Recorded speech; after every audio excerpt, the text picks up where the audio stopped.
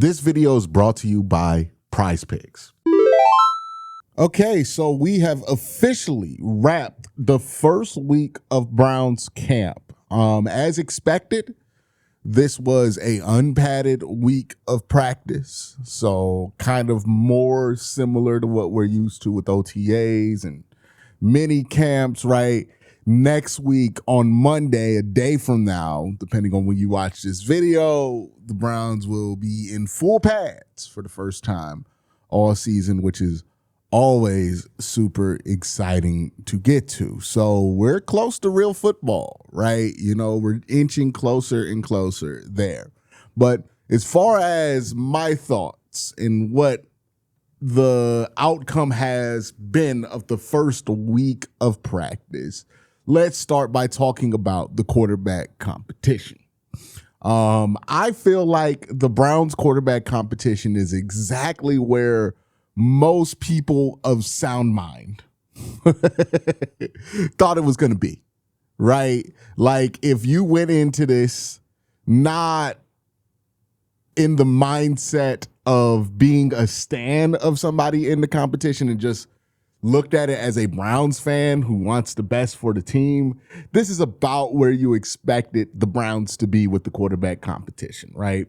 Deshaun Watson is continuing to do what Deshaun Watson usually does at this point of the year, where we start the offseason, right? I talked about this when everybody was hyping it up in the spring and, you know, people were actually getting mad at me for not being excited about Deshaun Watson in 2026 of all years, right?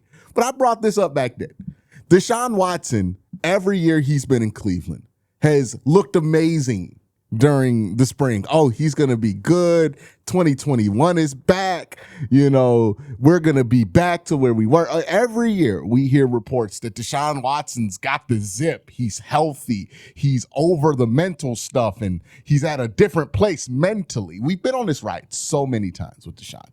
But the closer and closer we get to September, the more and more we get to see the cracks, right? And that's exactly what's happening here with Deshaun Watson.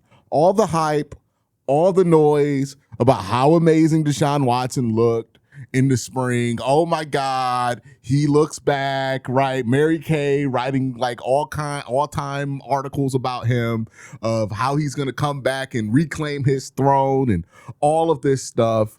And then we get to training camp, people get their eyes on him, and he's thrown like 6 interceptions in 4 practices, right? Now, again, interceptions happen for a reason. Todd Monken did a whole lecture about it, that not every interception is built equally. And to a point, that is a fair thing to bring up, right? You know, you can't just be like, oh, he's throwing interceptions or threw more interceptions than Shedeur. He's losing the quarterback competition. But when you're throwing 6 of them in 4 practices, I don't think we're in the acceptable range of interceptions anymore, right? That is past what people are willing to be like, yeah, you know, he's just warming up, or, oh, he's just trying to figure out things. You're in a quarterback competition. You can't throw 6 interceptions in 4 practices, right? If it was Shedeur, I would be equally as hard on Shedeur about throwing 6 interceptions in 4 practices. Obviously, with Deshaun Watson or Dylan Gabriel, it's not acceptable, right? So 6 interceptions. And keep in mind, like Todd Monken, as much as he will cape for these interceptions and call them elite throws, to do what he has to do as a coach, he said earlier in this whole process, like, it's embarrassing to throw interceptions in 7-on-7s. And that's what Deshaun Watson has been doing, right? For a veteran quarterback, this is not the kind of performance that he had put out here, right? So for those of you who fell for it again, it looks like you're going to fall for it again, right? We're on the usual Deshaun Watson hype train that tends to sputter out right when people get to actually watch him play football. Somehow, some way, every time. Is that a coincidence, or is that just more people seeing him play? You know, you answer that question for me. But yeah, the usual cycle for Deshaun Watson at this point. With Shedeur, it's pretty much more the same from Shedeur. Better than Deshaun, which again, I think is the baseline for Shedeur. He should at worst be better than Deshaun Watson. If Deshaun Watson looks like how he's been looking, this is looking like 2024 Deshaun Watson that we're seeing, not necessarily like the new and improved, reincarcerated Deshaun Watson that people were writing articles about in the spring. Deshaun Watson in 2024 was the worst quarterback in the NFL. Shedeur should be better than that. I am confident that Shedeur is better than that, right? But Shedeur is still doing Shedeur stuff, right? Constantly hunting downfield, sometimes working within the structure of the play, sometimes deciding to forego the entire structure of the play. Time to throw is still a big issue with both of these quarterbacks, right? We're seeing it with Deshaun Watson. He's throwing, it feels like an average of like 3+ seconds, 4 seconds almost on his passes. It's not that much different with Shedeur, where it feels like they're holding the ball a lot in 7-on-7s. They're holding the ball a lot in 11-on-11s. And, maybe the Browns have the best offensive line in the NFL and these guys can get away with that. But, if the processing is slow right now, when there's no pass rush, when there's not much to complicate it, what is there to make me believe that the processing is going to speed up dramatically, especially in the case of somebody like Deshaun Watson, who doesn't have the excuse of being a second-year quarterback like Shedeur, right? At least with Shedeur, you can say, well, he's young, he might learn. Right. And that can fly for a few games during the regular season. But with Deshaun, there's no excuse for him to be a slow processor, right? Like he's supposed to be killing in situations like this, right? Unpadded 11-on-11s with no real pressure. Deshaun Watson should be amazing in these settings if he was truly back. And this is the point I've been making about Deshaun. If everything everybody was saying about Deshaun Watson was true, it would be obvious that he's the best quarterback in this room. It wouldn't be close. Todd Monken would have called the competition in week 2 of OTAs, because if Deshaun Watson were back to being what we know Deshaun Watson to be, or even a fraction of that, like half of that, it would be so obvious in OTAs and mini camps because he would be dominating. He would look like Tom Brady out there. He's a 10-year vet. You know what I mean? Like he should look amazing in these situations. And instead, we're seeing him barely struggle to keep pace with a second-year player in Shedeur Sanders, which tells you everything about where Deshaun actually is. So, yeah, as far as the quarterback competition goes, this is exactly where I thought we'd be, right? Deshaun Watson starting to decline. Shedeur Sanders is still, demonstrating some problems that he needs to improve by the time we get to the regular season, but certainly showing more upside than Deshaun Watson. I don't think this is a crazy take. I think this is where everybody expected it to be after 1 week, and more than likely expects it to be by the end of training camp.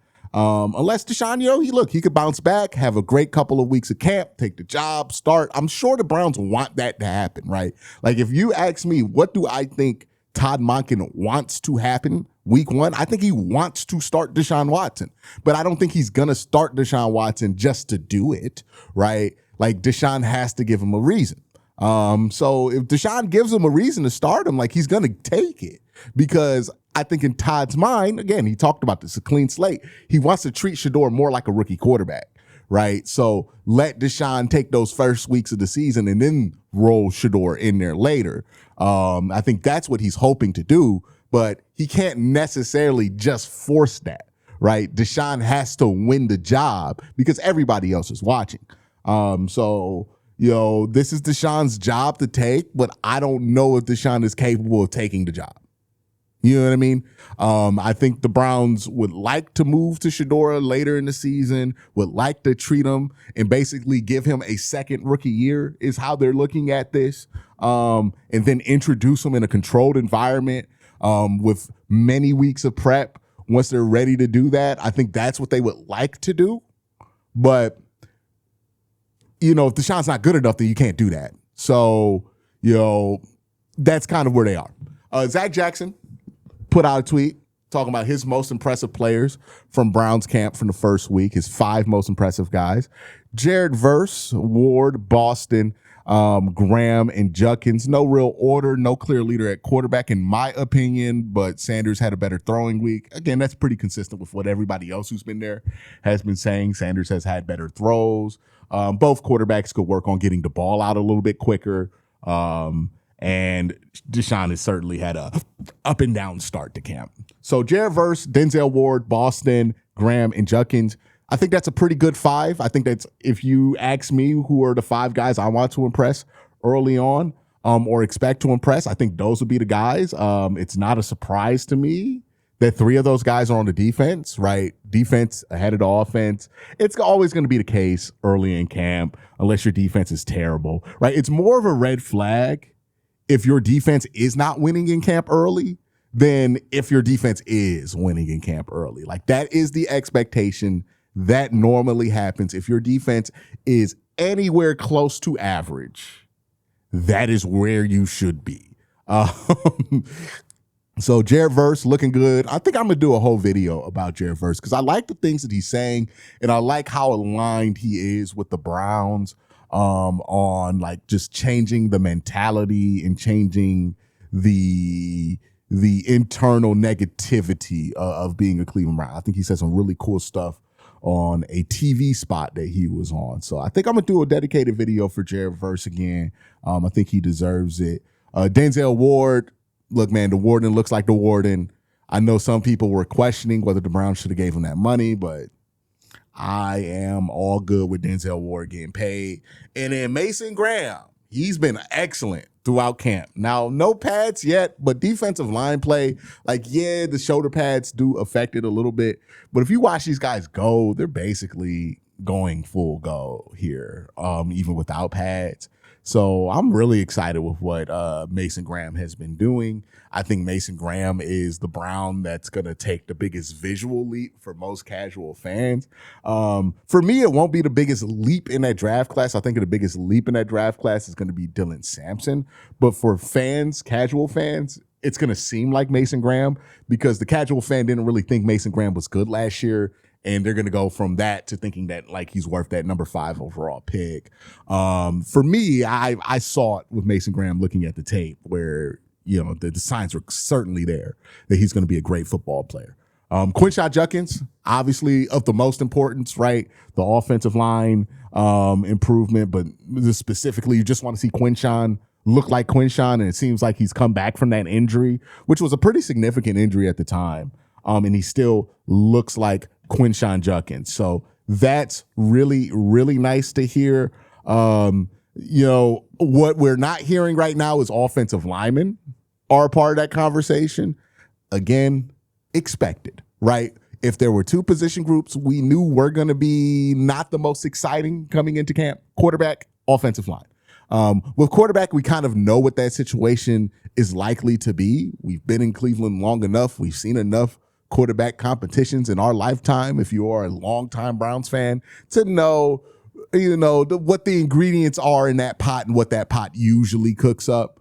But the offensive line, you expect that one to brew. That one's going to take some time to cook. It's less about, oh, do they look dominant at some point in camp, and more about, do you see some flashes here, there, and do they improve consistently from where they were week 1 to where they are at the end of camp? That's really what you want to gauge with them. It's progress instead of just getting to a certain place here.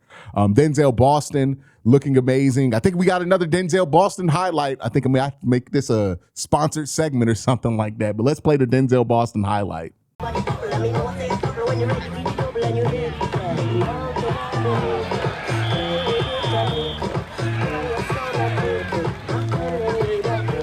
I'm really excited to see what him and Casey Concepcion do once they finally get to the first team, right? The Browns, and some people have asked me about this, why aren't they with the first team? I think this is just Todd Monken doing what most coaches of his generation do, which is make the rookies earn first team reps.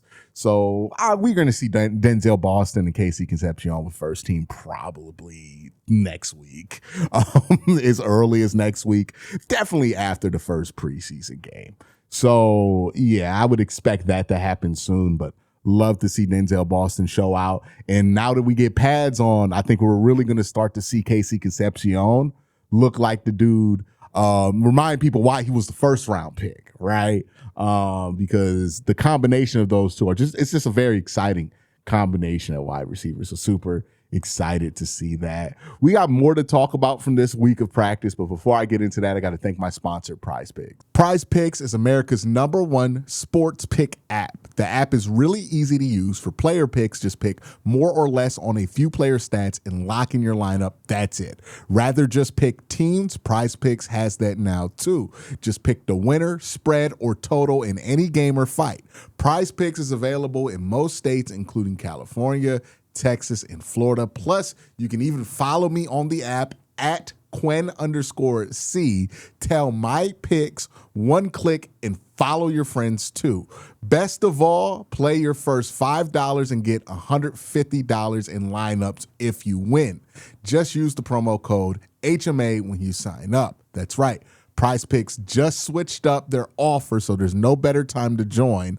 Lock in and win with that first lineup. That's code HMA at sign up to get $150 in bonus lineups if you win with your first $5 or up lineup. The Browns worked heavily in red zone today. Everybody threw an interception. I think Deshaun threw like 3 of them in red zone drill. I'm just going. So red zone drill, you're working short areas, right? And when you're working short areas, how much oomph you could put on the ball starts to matter a lot, right? Because you have tight windows, they're going to close rapidly. There's not a ton of space there. And if he's throwing 3 interceptions in red zone drills, I'm not saying this is 100% the case because, again, I wasn't there. So, like, maybe some eyewitness accounts that we're going to get on this show are going to clear this up. But that is usually a sign that somebody isn't able to really put the spin on a football that is required, right? You need to put that on that football, right, in the red zone. And Sean throwing 3 of them boys in the red zone, it's not the best sign in the world, right? You know, I don't know. Like, I know he's talked about being healthy, but like how it gets to a certain point to where your health is where your health is. Like, you ever play a fighting game, you take too much damage, your health bar only regenerates to a certain point. And it might be that Deshaun's health bar has regenerated all the way that it can regenerate it, but he's taking too much damage to the point to where he can't regenerate fully, right? That's my concern with Deshaun. And that's one of those things that you pay attention to. Red zone drill, you throw 3 interceptions. That says something. Maybe it's just all bad decisions. Maybe it's all bad luck. Tip drill, whatever it is, right? You know what I mean? But, you know, nobody else threw 3 interceptions, right? Like, it's certainly something, right? Shador certainly had a better day as far as finding the end zone. I think he threw 4 touchdowns in these red zone drills. Dylan Gabriel had a pretty cool day too. He's been putting together cool. I wonder what Dylan looks like once we get to the preseason. I wouldn't be surprised if Dylan looks really good in the preseason again. Remember, he looked good in the preseason last year. So yeah, the preseason might just be the Dylan Gabriel, like it might be like Dylan Gabriel's opus. You know what I mean? But he seemed to look pretty solid with whatever unit he was working with today. Shador was cool. Had some good throws. I don't think he was the most accurate today. I think 50% of his passes were completed.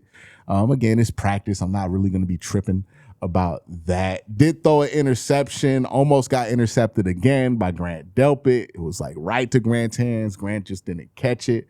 But, you know, overall serviceable day from Shador Sanders. It wasn't a disaster of a day, but it certainly was serviceable. So we have it now. 2 days of Shador with the ones, 2 days of Deshaun with the ones, and 2 days with Shador with the 2s, and 2 days with Deshaun with the 2s. Today was Deshaun with the 2s, and he threw 3 interceptions. So again, that's a little bit concerning. Shador hasn't really like done anything that makes him undeniable for this job. You know, we got a little guest joining us for this portion of the show. But yeah, Shador certainly had himself a pretty standard practice, again, with the quarterback competition. We really don't know where things are going to be just yet. Put pads on, but really we need that live contact situations preseason. And once we get there, we'll start to get to where we need to. Where do you think the Browns are going to go with quarterback, huh? Tell them what you think. You said Shador? Are you a Shador cat or are you a Watson cat? Yeah, I don't know. Dylan cat, maybe. Okay. But anyways, that distraction aside, that's kind of been the quarterback competition. We did see some good plays from some of the defensive players. Let me put on the screen this play here from Emmanuel McNeil-Warren. He did a peanut punch to pop the ball loose here. This was one of Deshaun Watson's interceptions. So, again, not all of these interceptions were on Deshaun, but yeah, great play by Emmanuel McNeil-Warren. That's a peanut punch. He's done that quite well throughout his career in college. It's nice to see him do that in the NFL. And again, I think I was talking to Dave about this when I was on Sports for Cleveland. The Browns need to get more turnovers, right, to make up for what they're going to miss on defense with he who shall not be named. So that's going to be an important piece to this formula for this defense to be able to keep form after trading certain players on this team. That all being said, it's been about what we have expected from Browns camp so far. The defense looks solid. We're seeing the young players show some love. We're seeing Denzel Boston carry over what he did in OTAs, which makes sense. It's basically the same setting that he was in OTAs. And we're seeing all of that be carried out. So that's good. We got some more news on Denzel Ward's extension. So it's 2 years and $62.2 million in new money, 39.8 guaranteed at signing, 10 million more guaranteed next March. So he did get a legitimate guaranteed $50 million. There's 2 extra void years added for salary cap. So it's practically 3 years, $71.6 million, which off the top of my head, that is what, $24 million a year? Basically, it's just slightly less than 25. You know what I mean? So there it is. The cap hits are 19 million, 18.8 million, and then they balloon up to 41.3, 41.4. If you're worried about these two numbers right here, understand that that's the guaranteed money is here in these 2 years. So when the Browns get to these cap numbers, they can change those cap numbers if they want to extend Denzel Ward and keep him on the team longer, or they can just cut Denzel Ward or trade him and not have guaranteed money and get rid of those cap numbers. For the most part, there will still be some left over, right? Like this void year money, that's going to stay with the Browns, right? Because that's just spreading out of guaranteed already paid monies. And I'm sure there'll be some money in this 41.3 and 41.4 that'll be left over if the Browns were to move on, but it wouldn't be the full cap hit there. So that's how that deal shakes up for those of you guys who are worried and wondering the update on that. But that's the Browns' first week of training camp. Let me know what you think in the comment section down below about this. Y'all have a great day. Have an even better night. Peace.